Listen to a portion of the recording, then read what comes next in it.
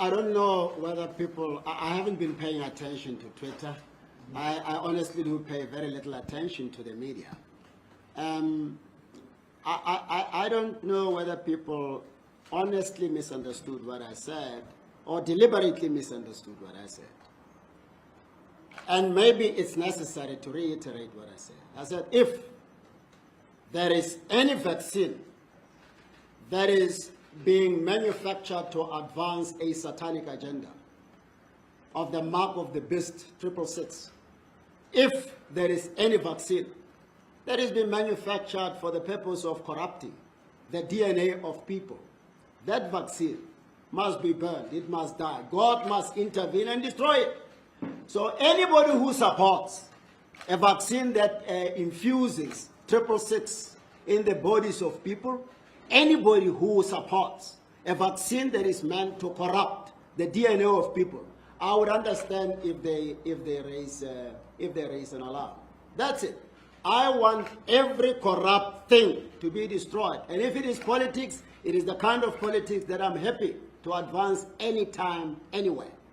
So people must come out. Do they support the satanic agenda? They must tell us what.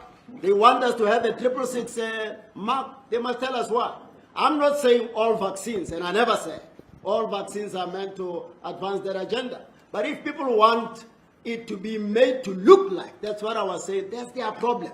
I'm never worried about backlash, because I've realized something. It's almost as if for you to be positively reported on, you must check what is it that people are likely to be favorably disposed to. What will the analysts say, the regular analysts I must say? What will the media say? I'm not that kind of a person. I don't live to be approved of.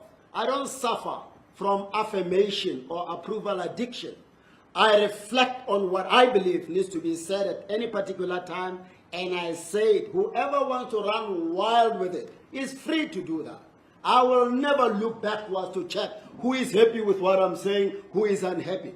I am independent-minded. For far too long, people have been afraid to express themselves as freely and as robustly as they need to. Remember, we just delivered a judgment as the Constitutional Court recently about the fundamental importance of freedom of expression, the EFF judgment. So people are not going to be allowed to manipulate us, to force us to toe their line, to think the way they think everybody else in this country and around the world ought to think. I'm not in that category. I'm not worried about fictional reputation. Oh, this is how a Chief Justice is supposed to behave. This is how a judge is supposed to behave. Where is the manual for that? Where do you get it from? What are you trying to have us comply with? I'm not a conformist. Our country, our constitution does not demand of us to be that way. So I didn't watch the backlash, but maybe it was not unexpected. Remember what I said to the CEO and the chairman? I said, you know, if they come against you for what I'm going to say, because I know prayer is controversial in South Africa. Insults are never controversial. No, it is prayer in the name of Jesus that is controversial. All other prayers are fine. So I'm not going to be begging for permission to pray. Never. In public and in private. I'm going to pray all the more. It is my constitutional right. I'm a Christian. I'm not going to be hypocritical. Being a robust Christian in private, in public, I pretend.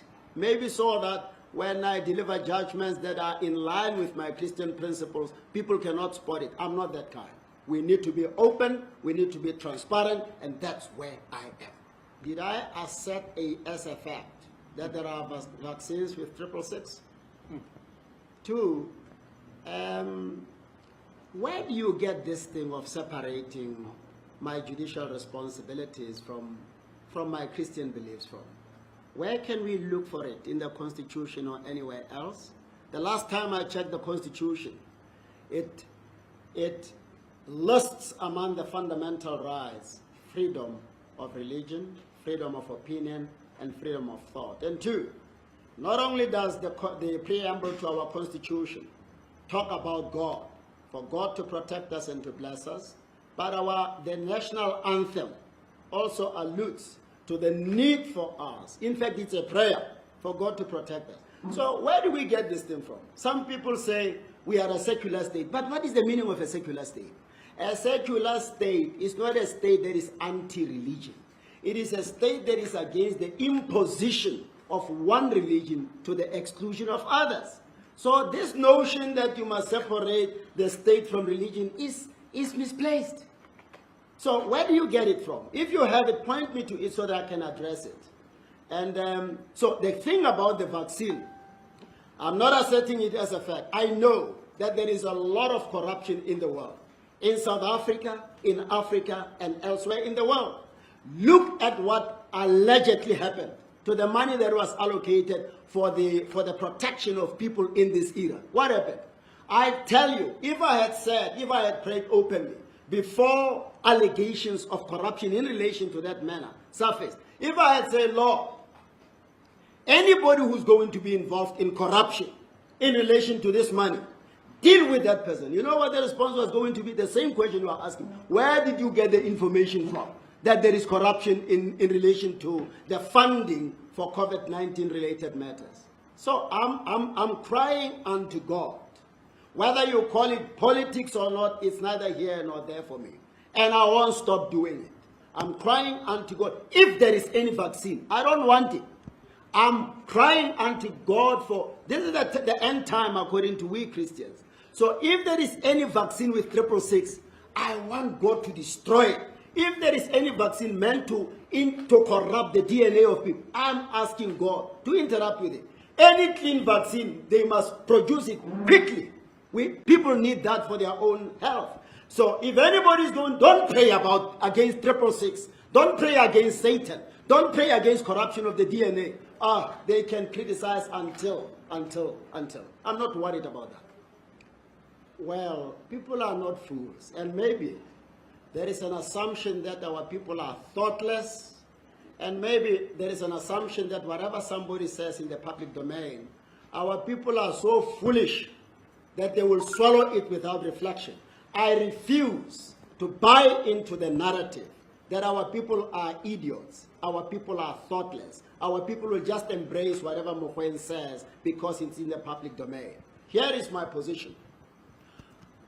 My prayer is meant actually, and I hope it does, touch every well-meaning Christian to cry unto God and say, Lord, indeed, if there is any vaccine that would have this result, if there is any vaccine that would negatively affect the lives of people, that vaccine must never see the light of day. So people must pray against that. It's important. You can't say we must, as Christians, just hold our arms and say, yeah, no, whatever people come up with is fine. No, we can't. People must pray. People must pray.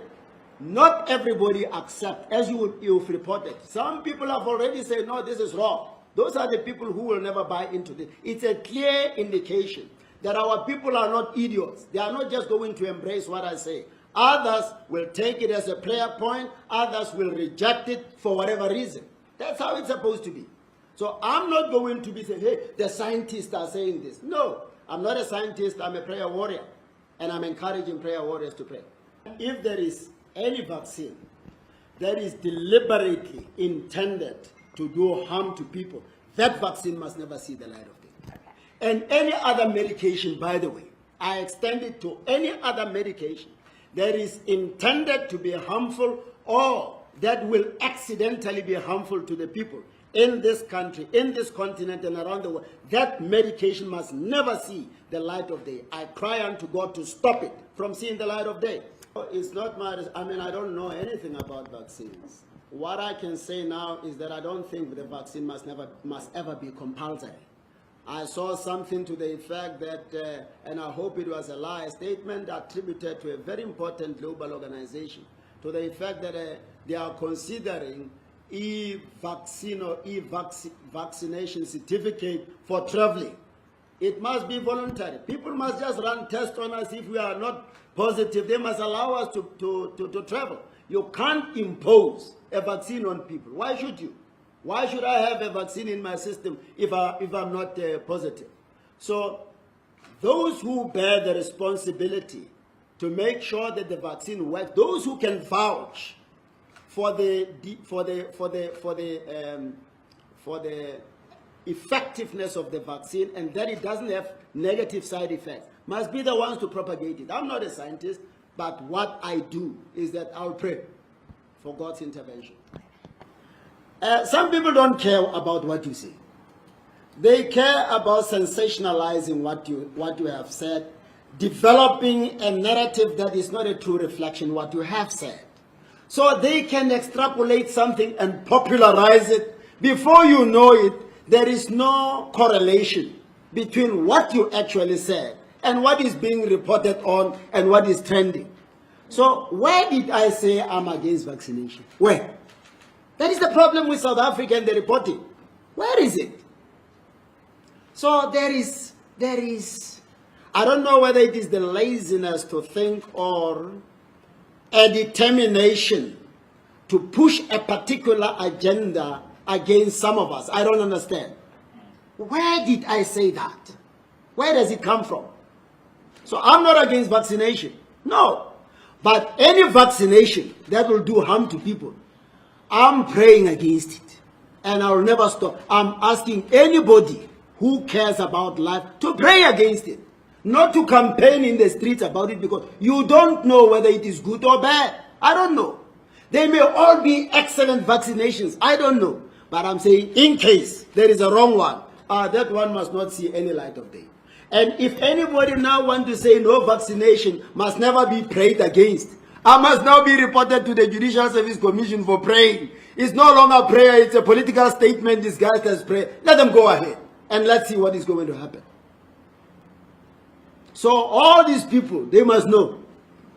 They can even file as many complaints in their numbers. I'll never stop speaking whenever I feel the need to speak. We've been silent for far too long. I'm not one of those.